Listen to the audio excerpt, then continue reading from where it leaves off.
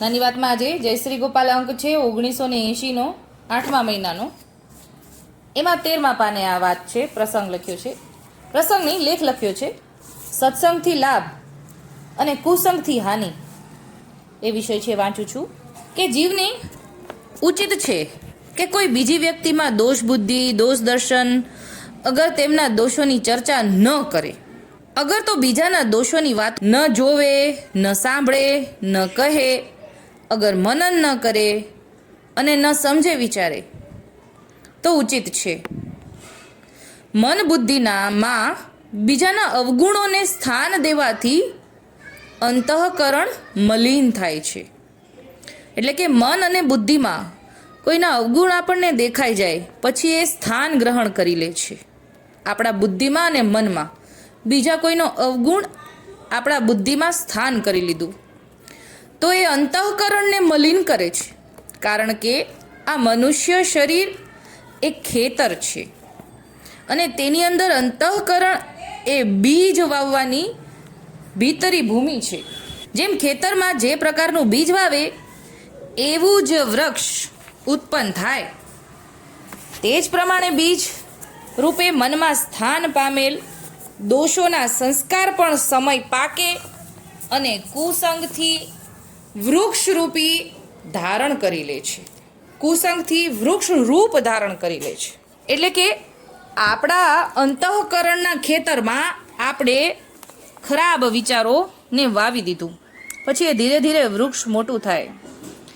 બીજામાં દોષ બુદ્ધિ કરવાથી તેમનામાં તુચ્છતા અને ઘૃણા બુદ્ધિ થાય છે અને આપણામાં અભિમાન વધે છે. બીજાની નિંદા કરવાથી અને સાંભળવાથી, જેની નિંદા કરી અને એ સાંભળી જાય ત્યારે તેના આત્માને પણ દુઃખ થાય. તેથી કરીને બીજાની નિંદા કરવી કે સાંભળવી દોષ છે. એ દોષ બીજાએ કર્યું એટલે કે જેની નિંદા કરી રહ્યા છે અથવા તો કોઈ નિંદા કરી રહ્યું છે એને એ દોષ કર્યું.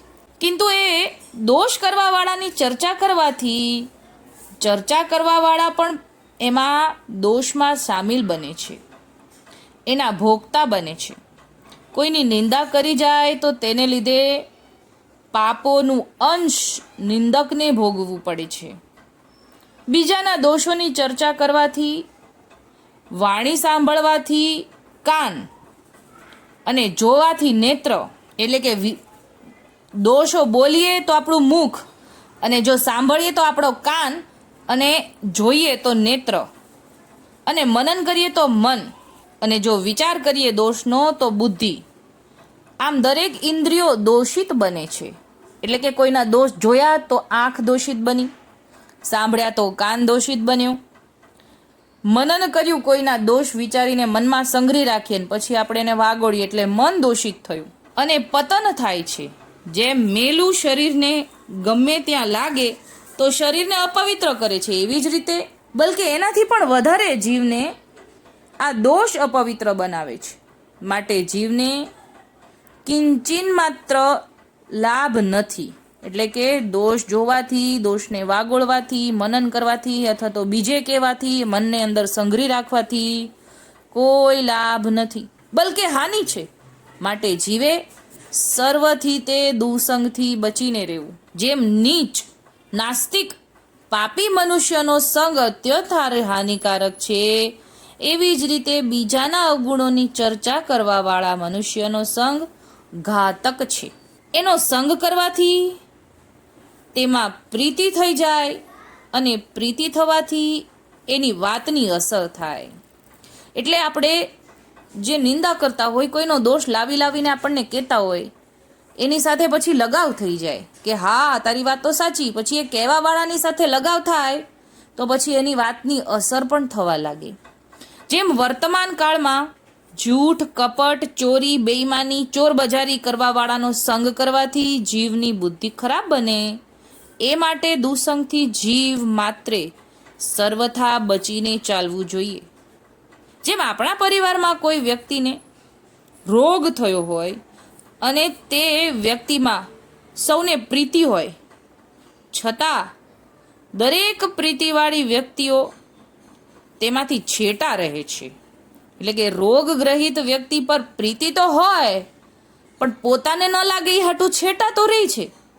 એવી જ રીતે દોષિત વ્યક્તિ સાથે ઘૃણા નહીં કરવી, પરંતુ એના દોષો સાથે ઘૃણા રાખવી. એટલે કે વ્યક્તિ સાથે નહીં, એના દોષ, એની સાથે દોષથી દૂર રહેવું અને તેવા દોષથી બચીને ચાલવું.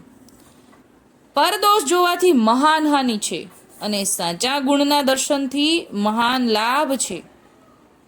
એમ સમજીને દરેકમાં ગુણબુદ્ધિ જ રાખવી, જીવ દરેકે ગુણગ્રાહી થવું. પ્રભુએ આ જડ ચેતન એવા વિશ્વને ગુણ દોષમય રચના કરી છે, પણ મહાન ભગવત ભક્તો હંસ દોષરૂપી જલને છોડીને ગુણરૂપી દૂધને ગ્રહણ કરે છે. ભગવત ભક્તો રૂપી હંસની સદા એ જ રીતિ હોય છે. એ પારકાના અવગુણરૂપી જલનો ત્યાગ કરીને ગુણરૂપી દૂધમાં પ્રીતિ કરે છે. માટે જીવે કોઈ પણ જીવ, અગર પ્રાણીઓમાં પણ કોઈ ગુણ હોય ને તો તે ગ્રહણ કરી લેવો જોઈએ. જે મહાન ભગવત ભક્તોનો સંગ અથહ ચર્ચા કરવાવાળા મનુષ્યમાં તેના ગુણ તથા ભાવોની અસર થવાની દરેક પ્રકારથી લાભ જ લાભ થાય છે. એટલે કે ગુણવાળાનો સંગ કરવાથી લાભ જ છે. તેમજ એ જ પ્રમાણે કોઈ પણ મનુષ્યના ગુણની ચર્ચા કરી જાય તો તેમાં પણ લાભ જ છે. એમાં તો કહેવું જ શું, જે જીવ વારંવાર પ્રભુને ઉદાર અને પ્રેમથી પ્રભુ ગુણતણા ચરિત્રના શ્રવણ અને કીર્તન કરતા રહે છે, તેના હૃદયમાં પ્રેમની ભક્તિની વૃદ્ધિ થાય છે. એ ભક્તથી જે આત્મશુદ્ધિ થાય છે, એવી વ્રત તથા ચાંદ્રાયણ આદિ વ્રતો તથા ઉપવાસનોથી થતી નથી. એટલે કે બીજા કોઈ પણ ધર્મમાં વૃદ્ધિ કરવાના જે સાધનો છે એના કરતાં પણ આપણા પુષ્ટિ માર્ગમાં ભગવદીનો સંગથી વૃદ્ધિ જે થાય એ બીજા કોઈ સાધનોથી બીજા કોઈ ધર્મમાં થતી નથી, એવું સમજાવ્યું. જે વચન દ્વારા પ્રભુના પરમ યશના ગુણગાન કર્યા જાય છે, એ જ પરમ રમણીય અને રુચિકર અને પ્રતિક્ષણ આનંદમય છે. એટલે કે સતત ઠાકોરજીના ગુણગાન ગાવા એ જ આનંદદાયક છે. તેનાથી અનંતકાલે પરમાનંદની પ્રાપ્તિ છે. એટલે કે ગુણ ગાવાવાળાને પણ આનંદ છે, સાંભળવાવાળાને પણ આનંદ છે અને એની સાથે રહેવાવાળાને પણ આનંદ છે. પ્રભુ તો ગુણોના સાગર છે. સારા એ સંસારના જે જીવ એ સઘળા પ્રભુના ગુણ સાગર ગુણ પાસે એક બૂંદ સમાન પણ નથી. એને ઠાકોરજીના ગુણની સામે બીજા બધાએ જીવ એક બૂંદ સમાન પણ નથી. પ્રભુના ગુણ તો દિવ્ય અને નિત્ય છે, પરંતુ જીવમાં જે ગુણ છે એ પ્રભુના ગુણ આગળ માત્ર પ્રતિબિંબ જ છે. માટે ભગવત ભક્તો અને તેમનો સંગ પરમ આનંદદાયક છે. માટે ભગવત ભક્તનો સંગ કરવો અને દુસંગથી દૂર રહેવું.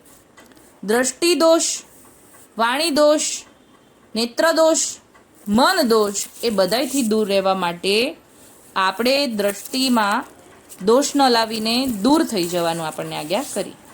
અત્યારે આટલું જ બોલીને મારી નાની વાતને વિરામ આપું છું. બોલો શ્રી ગોપાલ લાલ કી જય.